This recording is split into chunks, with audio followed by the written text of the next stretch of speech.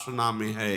पर्युपासते, अन्य भावों का त्याग करके अनन्य भाव से मेरा जो भजन करते हैं, भली भांति से मेरी उपासना करते हैं, अब उसको योग क्षेम की चिंता की परवाह नहीं होनी चाहिए।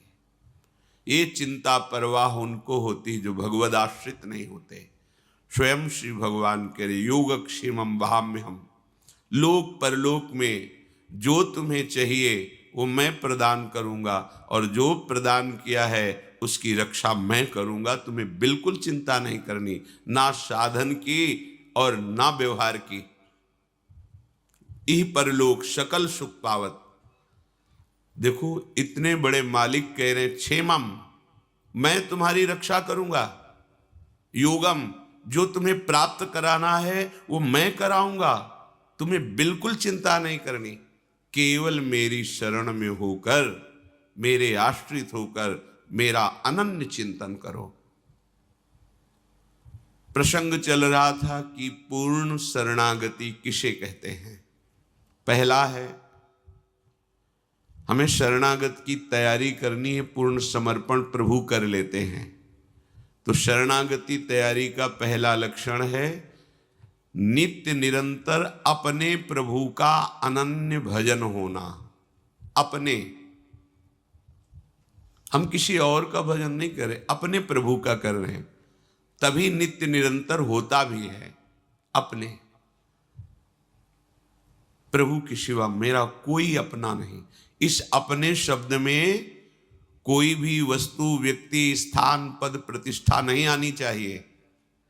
अपनापन आपका सुरक्षित केवल प्रभु के लिए हो। हम लोग यहां चूक कर बैठते हैं, किसी न किसी को अपना मान लेते हैं। अपना धन, अपना जन, अपना बल, अपना ज्ञान, अपनी तपस्या, अपना व्रत, अपना नियम। कोई बिरला ही होता है जो केवल प्रभु को अपना मानता है, अपनापन केवल प्रभु को। फिर तो बात बन गई। फिर तो मतलब ऐसी जीवन में दिव्यता आएगी कि आप खुद अनुभव करेंगे। शब्द याद कर लीजिए, अपनापन केवल प्रभु से, दूसरा कोई अपनेपन को ना लेने पावे, यही हमारी सावधानी है। पर हमारे हृदय में जांच करके देखा जाए तो सब जगह अपनापन हो सकता है, लेकिन प्रभु से नहीं। तो कैसे जांच की जाती है हृदय की, जिससे हम ये जान पावे ये प्रभु से अपनापन है या किसी वस्तु व्यक्ति से। तो जिसके मिलने से प्रभु का विस्मरण हो जाए तो उससे विशेष अपनापन है, क्योंकि उससे कम अपनापन वाले को हम भूल जाते हैं, ज्यादा अपनापन वाले की स्मृति आ जाती है। यदि किसी व्यक्ति, वस्तु, पद, प्रतिष्ठा, स्थान की प्राप्ति पर अपने प्राण प्रीतम प्रभु का विस्मरण हो जाए तो अभी अपनापन हम पूरा नहीं दे पाए। प्रभु छोटे हो गए, उनका अपनापन कम हो गया, और संसार के संबंध, भोग सामग्री, यश, कीर्ति, प्रतिष्ठा ये ज्यादा हो गए। हृदय में देखो, प्रभु के समान केवल प्रभु ही हैं, और हमारा अपनापन केवल उनके लिए है। ये बहुत बड़ी महिमामयी शरणागति की बात है। पहला है नित्य निरंतर अपने प्रभु का अनन्य भजन होना।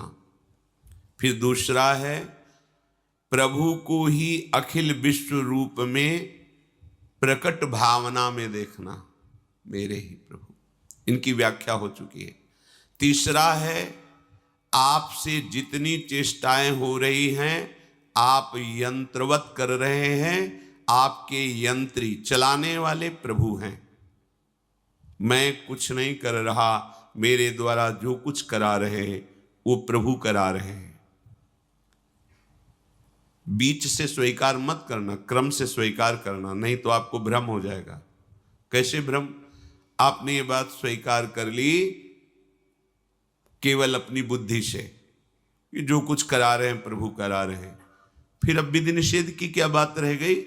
फिर तो हम जो पापाचरण कर रहे हैं, भोग कर रहे हैं, हिंसा कर रहे हैं, चोरी कर रहे हैं, खान पान गलत कर रहे हैं तो बोले आपने ही कहा था प्रभु जो करा रहे हैं वही हो रहा, तो वही हो रहा है।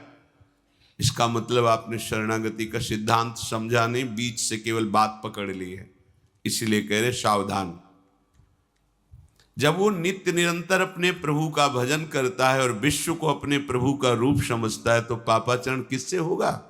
इसीलिए तीसरी लक्षण वृत्ति में रखा गया है कि वो अनुभव करता है कि मेरे द्वारा जो कुछ हो रहा है वो मेरे आराध्य देव करा रहे हैं।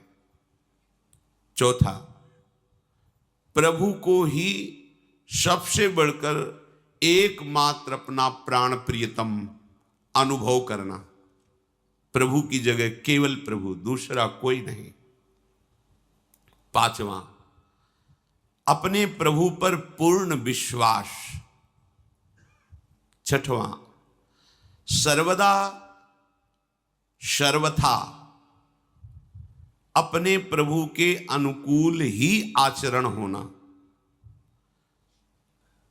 सिद्ध शरणागत में होते हैं, साधक शरणागत इसको आदर्श मानकर चलता है, श्री कृष्ण अनुकूल लेन। कभी वो अपने प्रभु के प्रतिकूल आचरण नहीं कर सकता।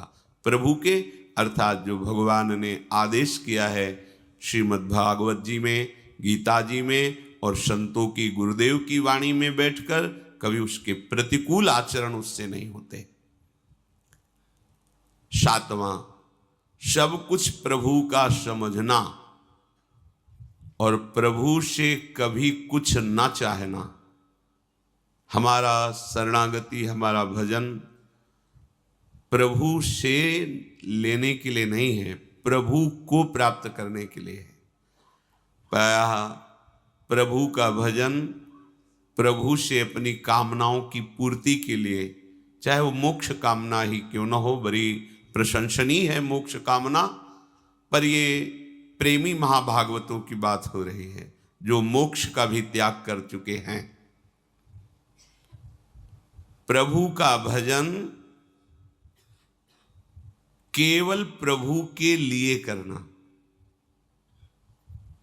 अब जब हमारा शरीर, मन, जीवन प्रभु को समर्पित है तो जिनके प्रति समर्पित है उन्हीं के लिए भजन करना। ये तो समर्पित है जीवन।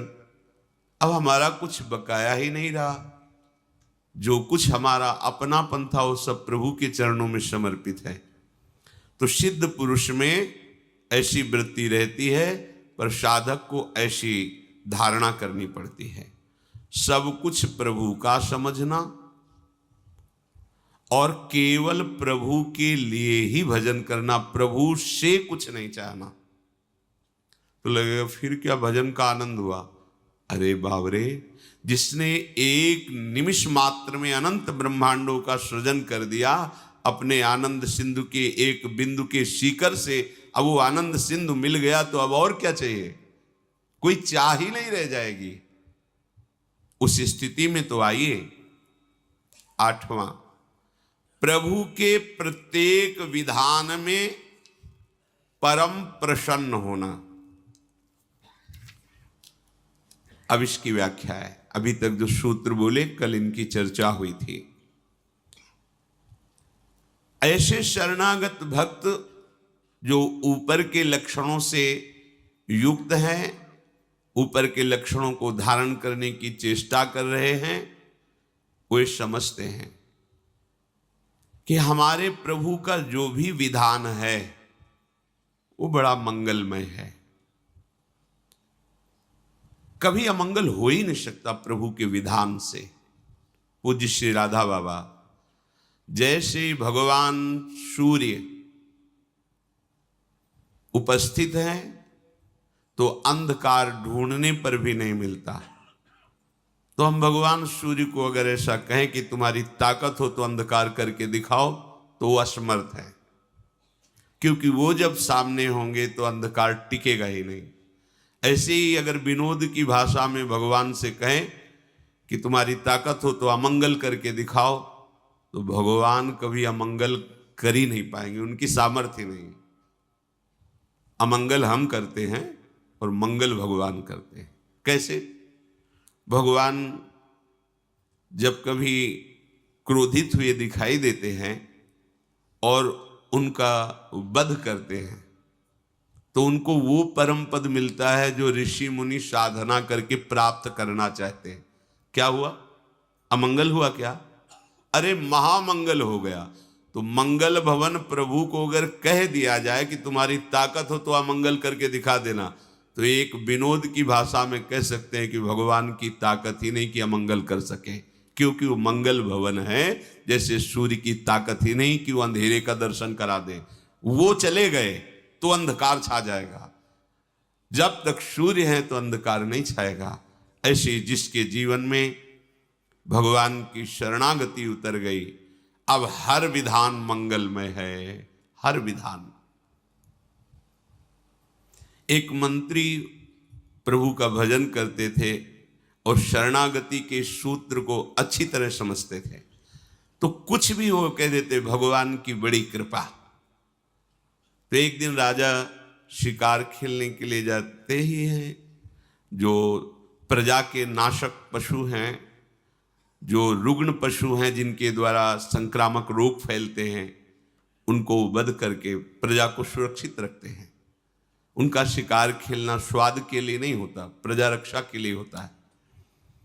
मंत्री भी साथ थे, तो किसी पशु का पीछा किया और बड़े आवेश में आए, सावधान नहीं रहे तो प्रत्यंचा से अंगूठा कट गया। उनका मंत्री अंगूठा कट गया, उनको भगवान ने बहुत अच्छा किया, बड़ी कृपा। उनके ये शब्द ही थे, क्योंकि जानते थे भगवान का प्रत्येक विधान परम मंगलमय होता है। बड़ा गुस्सा आया उनका, दुष्ट कहीं का, तो हमारा मंत्री या दुश्मन है, हमारा अंगूठा कटा तो कहता भगवान ने बहुत अच्छा किया, बड़ी कृपा हुई, इसको बंदी बनाया जाए और तुरंत कड़ी सजा के द्वारा इसे जेल में रखा जाए। राजा का आदेश। उनका बड़ी कृपा महाराज, भगवान की बड़ी कृपा, बहुत अच्छा किया भगवान। पागल हो गया है मंत्री, मंत्री पद से हटा के इसे जेल में रख रहे, कह रहा भगवान ने बहुत अच्छा किया, बड़ी कृपा। कुछ दिन बाद वैद्यों के द्वारा अंगूठा ठीक हुआ, स्वभाववश फिर शिकार खेलने के लिए गए। एक पशु का पीछा किया, जो राज सैनिक थे वो जंगल की गलियों में पीछे रह गए और वो आगे निकल गए। पशु का पीछा कर